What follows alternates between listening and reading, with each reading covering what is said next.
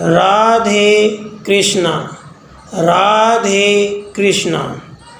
पार्वती जी बोली, हे जगत के नाथ, मैं धन्य हूँ, मेरे ऊपर आपने बड़ा अनुग्रह किया। मैं कृतार्थ हुई क्योंकि आपकी कृपा से मेरी संदेह रूपी गांठ खुल गई। हे देव, आपके मुख से चूए हुए संसार के नाशक इस राम तत्व अमृत रसायन को पीते पीते मेरा मन तृप्त नहीं होता। राम जी की कथा मैंने संक्षेप से सुनी, परंतु अब विस्तार पूर्वक सुनना चाहती हूँ कि जिससे सब अक्षर अर्थ मेरी समझ में आ जाए। श्री महादेव जी बोले, हे देवी सुनो, गुप्त से भी गुप्त और परम श्रेष्ठ अध्यात्म रामचरित जो मैंने पहले राम जी से सुना था उसे आज वर्णन करूँगा। वह तीनों पापों का नाशक है और जिसके सुनने से जीव अज्ञान से उत्पन्न हुई महाभय से छूट जाता है और बड़ी भारी समृद्धि, दीर्घ आयु और पुत्र आदि संपत्ति पाता है। एक समय पृथ्वी रावण आदि राक्षसगण के भार से पीड़ित होकर गौ का रूप धरे सब देवता और मुनीश्वरों को साथ लेकर रोती हुई ब्रह्मलोक को गई और वहाँ ब्रह्मा जी से अपना सब दुख कहा। तो ब्रह्मा जी ने मुहूर्त भर ध्यान धरकर अपने हृदय में सब जान लिया, क्योंकि वे सर्वज्ञ हैं। फिर ब्रह्मा जी देवताओं सहित पृथ्वी को साथ लेकर क्षीर समुद्र में गए। वहाँ सब लोगों के हृदय में स्थित अजर और सर्वज्ञ ऐसे विष्णु भगवान की वेद के सुंदर मंत्रों से और पुराणों के स्तोत्रों से भक्तिपूर्वक गदगद वाणी से स्तुति करने लगे।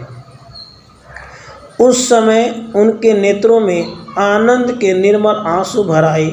फिर हजार सूर्य के समान प्रकाशमान सब दिशाओं के अंधकार को दूर करते हुए ऐसे भगवान पूर्व दिशा में उदय हुए।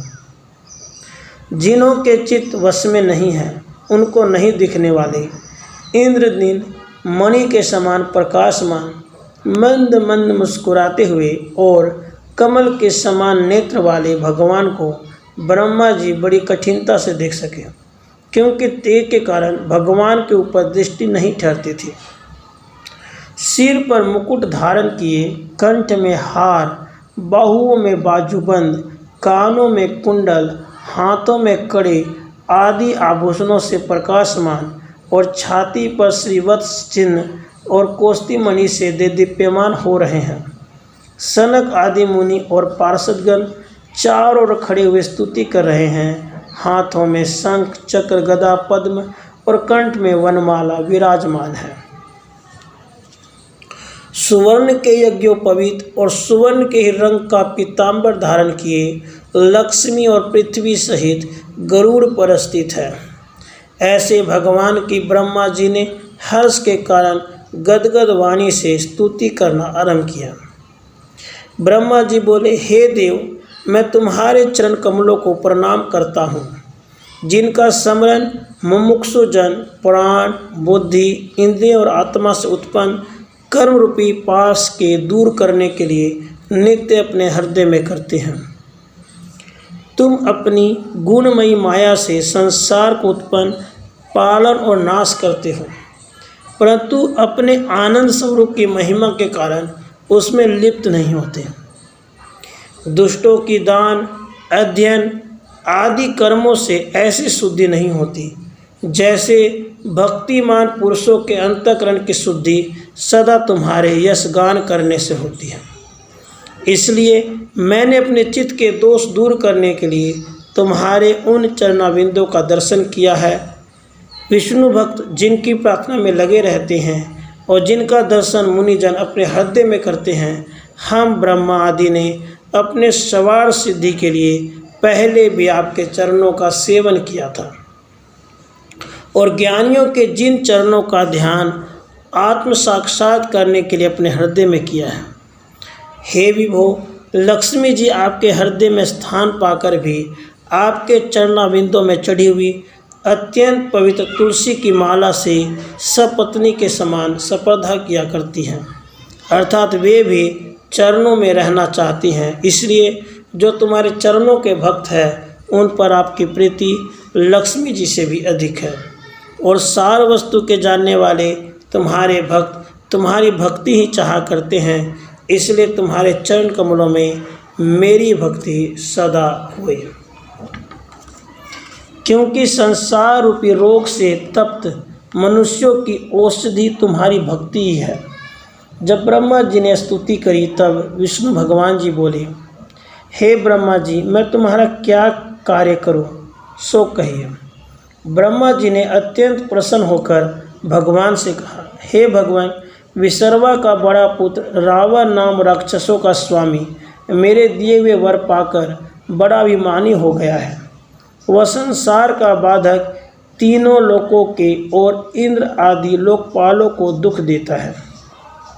हे प्रभु, मैंने उसकी मृत्यु मनुष्य के द्वारा रची है, इसलिए हे भगवान, तो मनुष्य अवतार लेकर उस देवताओं के शत्रु रावण का नाश करो। भगवान बोले, हे ब्राह्मण, पूर्व काल में कश्यप जी ने तप करके मुझे प्रसन्न किया था। जब मैंने उनसे वर मांगने को कहा तब उन्होंने यह वर मांगा, आप ही मेरे पुत्र हो। सो यह मैंने भी अंगीकार कर लिया था। सो वे ही कश्यप अब पृथ्वी तल पे दशरथ नाम से प्रसिद्ध है। मैं उनकी रानी कौशल्या में और अन्य 2 रानियों में किसी शुभ दिन 4 प्रकार से अलग अलग पुत्र भाव से अवतार लूँगा, और उस समय मेरी योग माया भी सीता नाम से राजा जनक के घर अवतार लेंगी, और मैं उसकी सहायता से पृथ्वी पर सर्व कार्य सिद्ध करूँगा। यह कहकर विष्णु भगवान अंतर्धान हो गए। फिर ब्रह्मा जी देवताओं से बोले, विष्णु भगवान मनुष्य रूप से रघुकुल में जन्म लेंगे, सो तुम भी सब वानरों में अपने अपने अंश से पुत्र उत्पन्न करो, और जब तक भगवान पृथ्वी तल पे रहें तब तक उनकी सहायता करो। देवताओं को ऐसा उपदेश देकर और पृथ्वी पर समाधान करके ब्रह्मा जी निश्चिंत हो सुखपूर्वक अपने लोक को गए। सब देवता वानरों का रूप धारण करके भगवान की सहायता के लिए इधर उधर उत्पन्न हो गए, और बड़े बलि और पर्वत और वृक्षों को ले लेकर युद्ध करने वाले वे वानर भगवान ईश्वर के अवतार की राह देखने लगे कि कब जन्म हो और हम सहायता करें। इति पंडित रामेश्वर भट्ट कृत अध्यात्म रामायण के 2य सर्ग का भाषानुवाद समाप्त हुआ। राधे कृष्ण, राधे कृष्ण।